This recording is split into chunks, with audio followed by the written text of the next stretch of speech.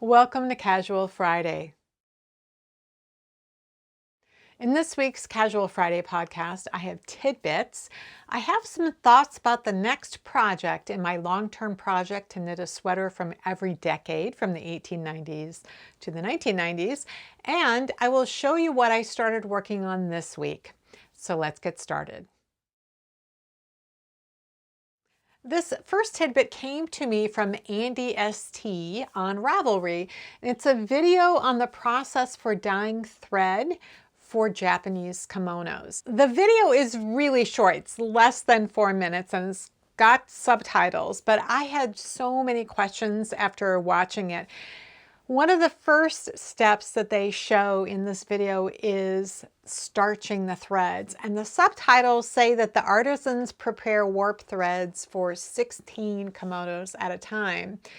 So I was looking at the strands and thinking it looks like there's more than 16 there, but what's going on is that everything that looks like a single strand is actually 16 silk threads that are being starched together. After the starching of the strands, they show a weaving process that they call binding, where they are weaving cotton together with silk in order to be able to create a cloth that they will then dye, and that cotton provides a resist in the silk dyeing process. They go through this dyeing process using these natural plant fibers a number of times, and then they take the dyed fabric outside into like a mud area. It's like a very watery but very muddy area that has a lot of iron content. There's a chemical reaction. What they don't show in there, and I think is going on, is that they then unweave this fabric that they have woven that was cotton and silk.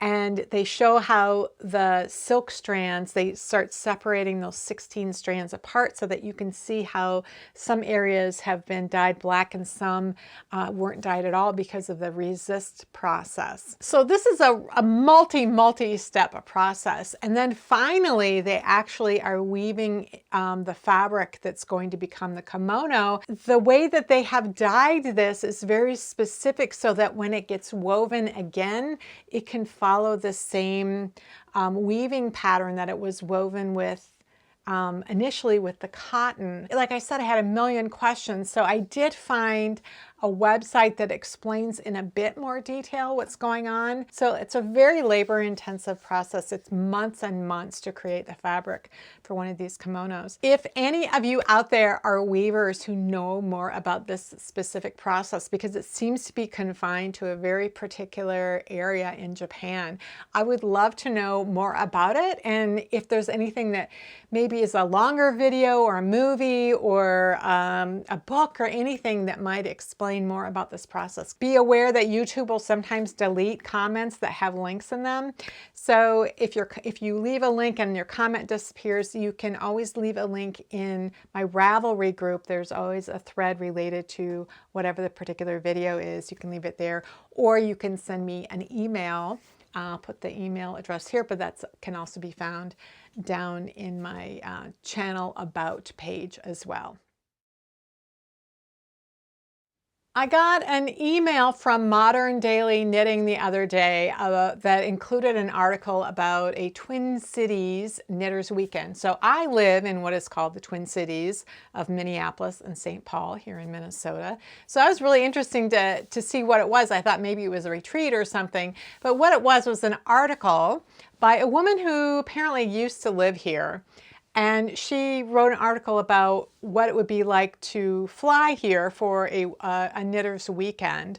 Now, I think that the writer is either describing a visit from a previous year, or they wrote this article based on their experiences in the Twin Cities, knowing what sorts of activities and places there might be that could be really interesting, because some of the things that she's talking about that you could go visit are seasonal, and we're not in summertime yet, and so some of the things that are based on outdoor activities aren't available yet. But regardless, it's a great description of what is available here in the Twin Cities for knitters and what might be of interest culturally. So I'm going to leave a link down there in case you are interested in seeing what life is like here in the Twin Cities for knitters. This tidbit showed up on my Twitter feed. There's an account called Weird Medieval that usually posts images, I think pretty much every day. They tend to show up pretty frequently for me. But they're images from medieval texts. So the source for this one is listed as the Book of Hours, held at the British Library in Stowe. And I believe the MS-17 refers to manuscript number 17. The caption is, "Cat playing with a woman's yarn while she tries to spin." And it is dated 14th century from the Netherlands. Now, she's obviously using a spindle here. It was the 14th century, and that would have been the most common way, if not the only way in Europe, to spin. I don't think the great wheel came until a little bit later, and that would have been used for wool. I believe that she is spinning flax. There's a big pole there on the right-hand side that is holding some fiber, and I believe that that would be flax. So I know a distaff is really common for handling flax because those fibers are very long and they would get tangled up if they were just held in your lap in some way, the way wool can be managed. So I think you can use wool with a distaff. It just wouldn't be as common, I don't think, as it would be for flax. And of course, flax, once it's spun into thread or yarn and then it's woven into fabric, it becomes linen. But up until that point, it's flax. So if anybody has any other ideas about fibers that it could have been, please let me know down in the comments. I'm like I said, I'm pretty sure it would have been flax and not wool used with a distaff, but I could be wrong. This last tidbit came from Crane1989 on Ravelry, who posted this image to a thread in my Ravelry group. It's from a Twitter post on the linguistic roots of the word wool. So I will leave a link to that Twitter post down in the show notes. What it says is that in historical linguistics, looks are often deceiving. For example, in English, the word wool and in French, laine can be traced back to one and the same ancestor, even though they share only one consonant. So they have like a little family tree of languages, and I think it's really interesting that the Latin-based languages acquired the words that start with L, like lana, and then in the Germanic languages, they ended up being things that sounded more like wool. But it's really interesting to me to see that they have a common root. So last week I finished my 1940s sweater, which is part of my long-term project to knit a sweater from the 1890s to the 1990s. And I've actually completed all of the sweaters up through the 1960s. So a number of you were asking in the comments, well, what's going to be next for you? As far as my vintage projects, the next obvious one will be the 1970s. I am just in the planning stages of that sweater right now. I haven't decided completely what I'm going to do. What I do know that I'm going to do for the 1970s is to design my own sweater. I've designed a lot of sweaters previously. It's not something that is new to me, but my plan is to use Elizabeth Zimmermann's process for designing a sweater. She was all about giving power to the knitter, like explaining how things worked and explaining how to go about doing something like knitting a sweater that had the things that you wanted. She wrote a couple of books back in the 70s. One was called Knitting Without Tears, and then there's another one that was based on the newsletter. She formed a company called Schoolhouse Press in Wisconsin. She's originally from the UK, but she and her husband moved to the US and eventually settled in Wisconsin. And she had trouble finding 100% wool for knitting, so she started importing it. She started designing sweaters, and she really objected to ever having to do the purl stitch unless she absolutely had to. So she did a lot of things, designed a lot of things in garter stitch that were knit flat, and also she did a lot of seamless knitting in stockinette in order to avoid purling. She published her patterns in a newsletter that went out to people who bought from her mail order business. And they published 10 years worth of the 1958 to 1968. I don't think it's all of the newsletters. I think it's selected newsletters. But there are a lot of some of her most well-loved and famous patterns can be found in this book. This one, she goes about explaining how to knit a ski sweater in stranded color work. One of the things that I think has been kind of missing from the things that I have knit for the vintage project has been stranded color work. I have done several intarsia projects, and I've done a lot of stockinette, and I've done some texture, but I haven't done cables. I haven't done stranded color work. So she talks about how to do a stranded color work sweater. And it's basically a drop shoulder sweater. It's basically you knit a tube for the body all the way up to the shoulders, and then you cut steeks in order to then knit the sweaters or sleeves in the round. And so I have taken a class on steeks. I've done it before, but I haven't ever done it in a project. I've knit a lot of stranded color work. I've knit stranded color work in the round, sweaters in the round for my kids when they were little. And there was even a Norwegian pattern, and they had me knit from the underarms up here back and forth. So I've never had to do steeks, and I'm all about learning and doing the construction and trying things I haven't done before. So I'm thinking about doing stranded color work. Now she offers a particular stitch pattern in here, and she says, or you can use any ones that you want to use yourself. So what I was looking to see is if there were any stitch dictionaries from the 1970s that might have stranded color work charts in them, because Barbara Walker, who was also very influential in the 1970s, she wrote knitting from the top. So a lot of top-down seamless constructions you can point back to her book on that. She wrote a bunch of stitch dictionaries, including a treasury of knitting patterns, a second treasury of knitting patterns, an entire book on mosaic knitting. She created an entire system of charting patterns, particularly cables, that basically is what the standard is that's used in software packages now. If you are doing charted software, you will use her methods for doing that. She doesn't have stranded color work patterns. She does have chapters on interesting color work in the second treasury, but they're like slip stitch or they're really unusual. It's not stranded color work. She's got 2 stranded color work patterns in this book. In my stitch dictionaries that I have on my shelves, most stitch dictionaries, that's kind of how they are, is they're based on texture patterns and lace and things like that. They're not based on color work. So I have a bunch of books on traditional knitting. There's Erin and there's Fair Isle and all kinds of things. The oldest ones, though, were published in the early 80s. So I was thinking, well, is that because I didn't learn to knit until the mid-80s, and therefore the books that I bought maybe early on might have only been published a few years before that, maybe I just missed out on the 70s?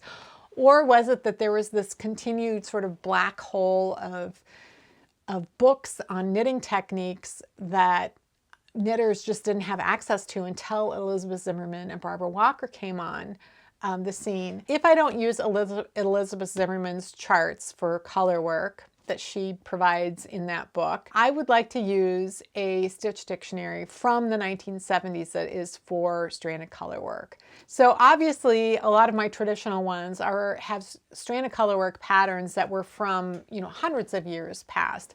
But I want to use the materials and the resources that would have been available in the 1970s. If anybody knows of sources for that, I would love to hear about that. Otherwise, I might just have to use hers, Elizabeth Zimmermann's charts, and just go with that. I was really hoping to use Barbara Walker, something from one of the Barbara Walker books for this sweater, but because I haven't done any stranded color work in the vintage sweaters, and I personally haven't done steeking in a project, I just felt like that combination of things would be really good for my 1970s sweater. That's something I'm going to be working on over the next couple of months, probably, is just figuring out what I want to do with that. But for now, I'm working on a different sweater project, and that's what I'm going to tell you about next.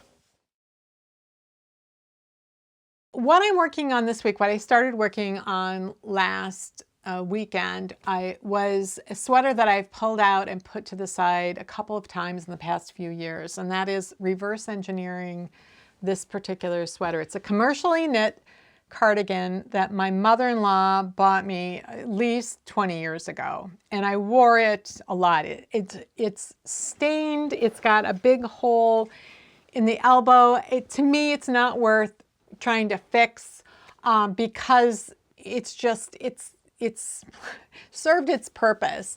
I loved it. I wore it lots and lots and lots. And like I said, it's got stains on it and big holes. And what I was interested in, though, was recreating it. I liked that it was a gray sweater. There was a cardigan. It had a V-neck. It had pockets. It was long. It was just so functional and useful, which is why it wore out. So I really liked that silhouette. I liked how comfortable it was, and I wanted to recreate that. I was also interested in recreating it because these cables. I love cables, and these are not cables like any that I'd done before. And so I thought, well, that would be nice to recreate this shape as well as something with these cables on it. This is in some ways easier to do than a lot of commercially knit sweaters because it is basically an Aran weight yarn. It's not that fine gauge that you see a lot of times with commercially knit sweaters. So that makes it a little more approachable in terms of, figuring out how it was done originally and then how am I going to do it. I'm not going to be using the exact same type of yarn. This was a cashmere yarn, like I said, Aran weight, and it was a chainette construction. I'm going to be using a yarn that's wool. It has a regular 3 or 4 ply standard sort of worsted weight wool yarn. So it's a little bit thinner than what was used here.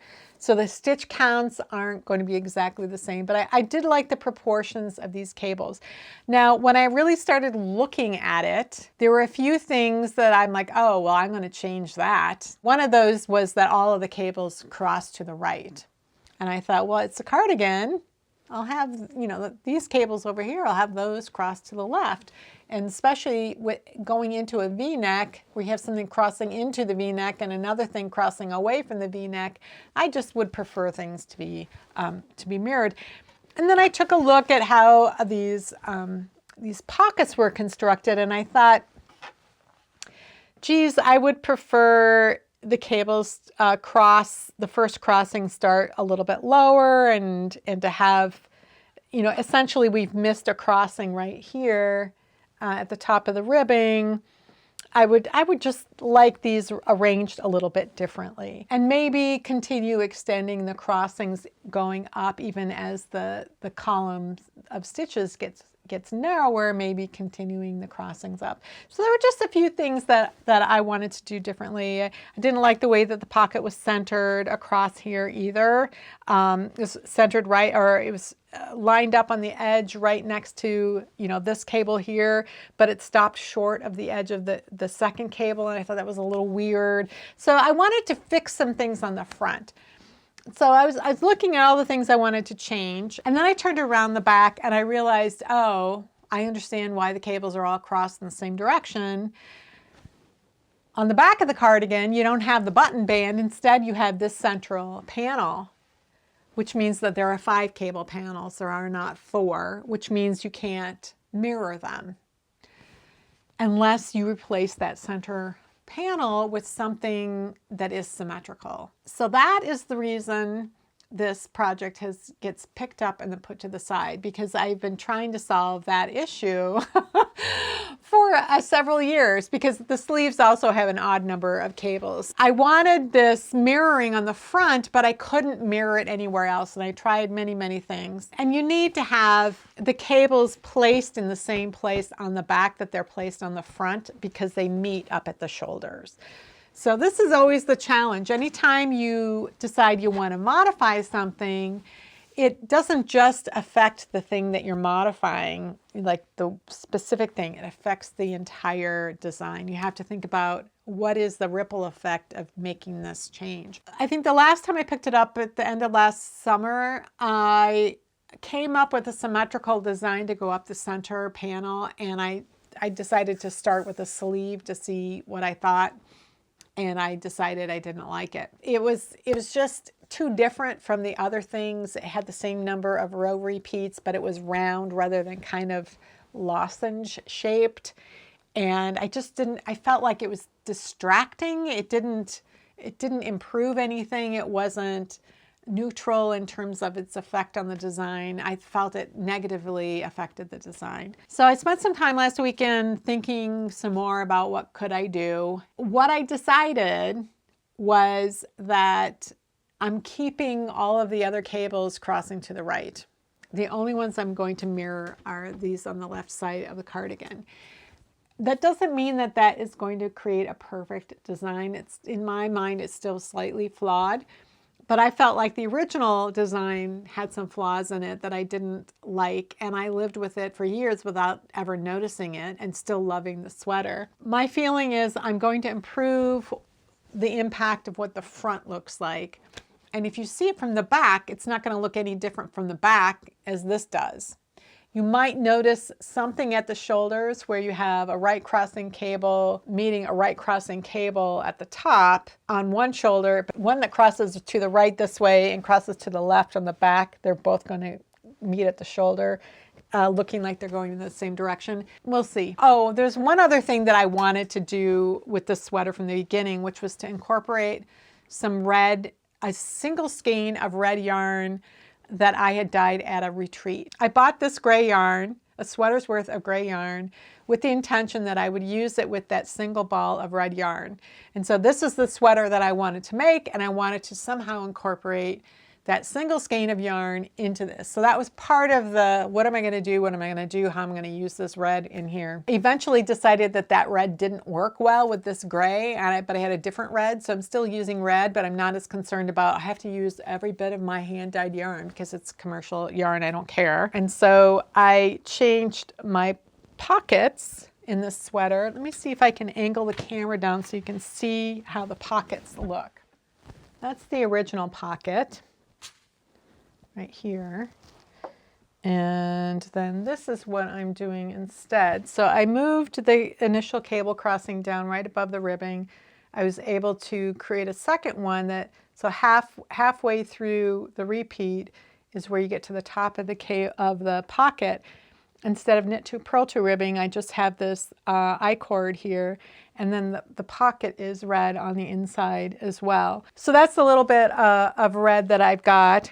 And so the yarn that I'm using is worsted weight. This is more of an Aran weight. So in order to keep these cables the same sort of proportion, I had to increase the number of stitches and the number of rows to kind of match that. So at this point, let's see, I am just about at the point where the underarm starts. And so what I'm going to do tonight is wash what I've got so far. I often do this for a bottom-up sweater. I will wash it at the point where I'm ready to do like underarm bind-offs, whatever I'm going to do, just to make sure that I have my row gauge is what I think it is, to make sure that this is, you know, the fabric will relax a little bit. It'll be easier for me to confirm that I got this the right width that I intended it to be. I'll get a better idea of what the actual fabric will be like. So I'll do that tonight. Then I'll be able to continue on with the rest of the front. So one of the decisions that you have to make when you are reverse engineering is, you know, how far do you want to go in terms of replicating what that was there originally versus what do you want to change? And so I spent a lot of time agonizing about the changes I want to make, but there have been some things that I've been thinking about quite a bit about. Do I want to keep that original thing? That's kind of interesting. It's different from something I've done before. Is there any reason not to do what they did? So one of the things that I think is really interesting is how they are doing the shaping for this arm. Like, this is a set-in sleeve, but it's kind of a loose fitting set-in sleeve. The construction is very different from anything that I normally see in contemporary hand knitting patterns. And I've seen a lot of different constructions during the course of doing this long-term project. I've done a lot of set-in sleeves, and it's really interesting to see how things were done at different points in the century, a lot of which was based on the fashion and how big or close fitting the sleeves were at that time, and just kind of the approaches that they use for the shaping. And this was just something that I think is really interesting.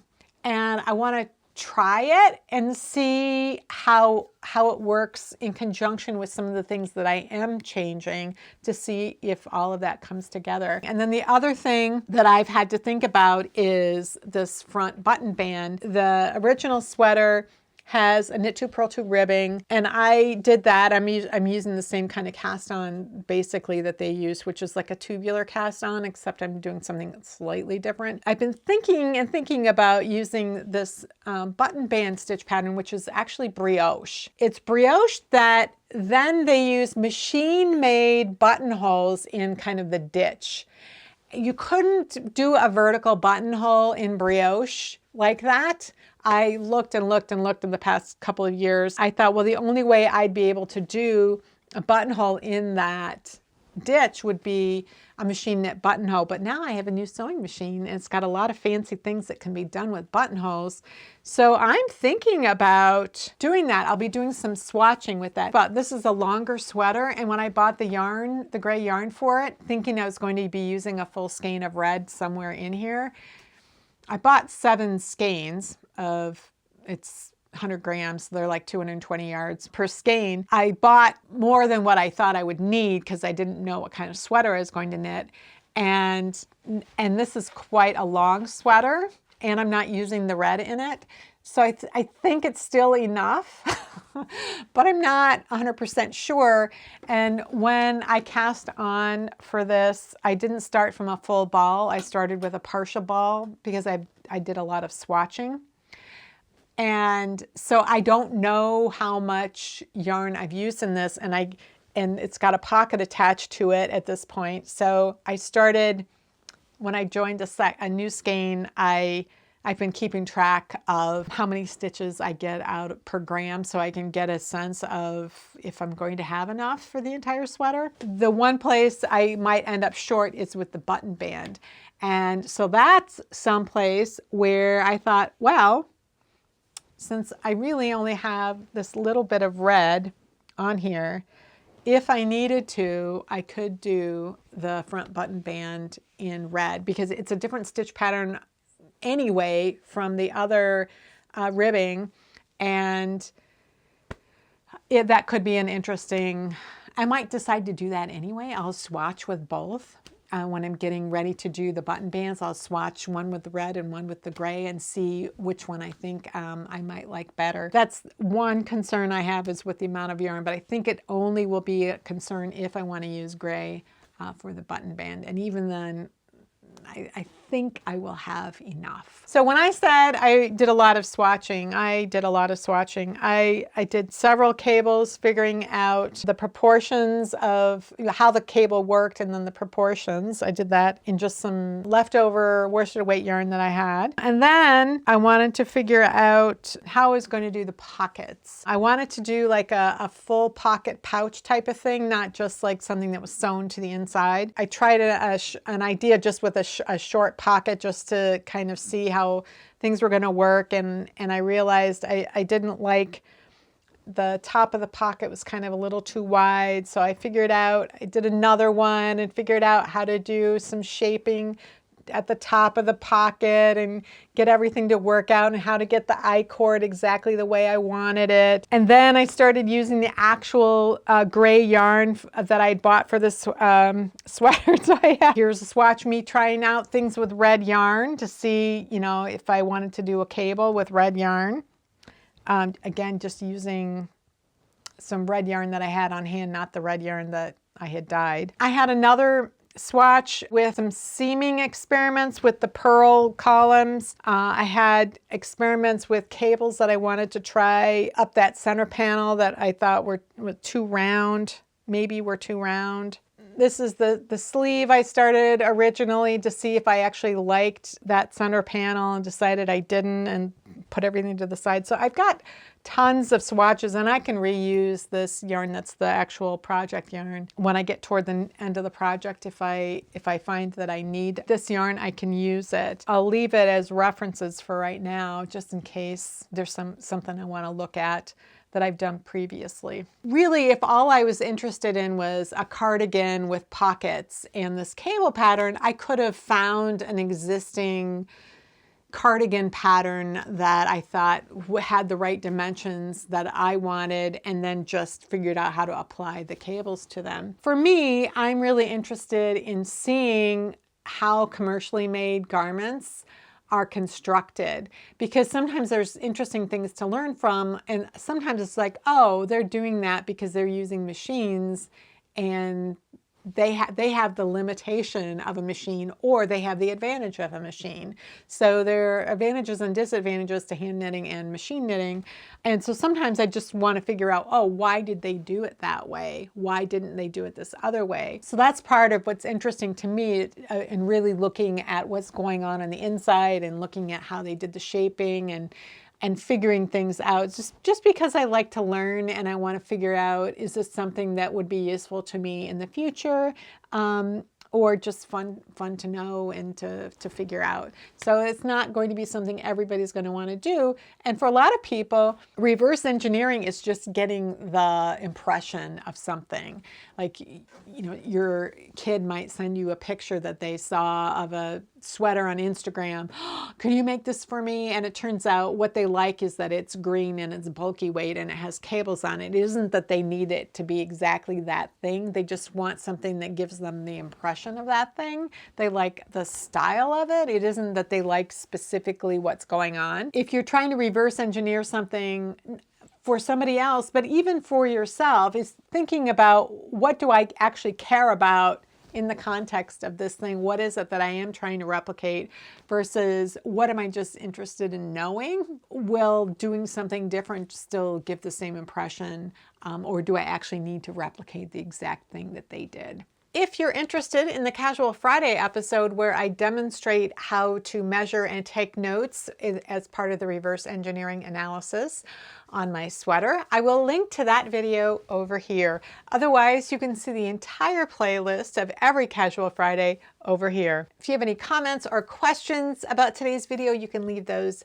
down below. And if you know of any promising stitch dictionaries from the 1970s, I would really appreciate that as well. Thanks for watching, and I'll see you next week.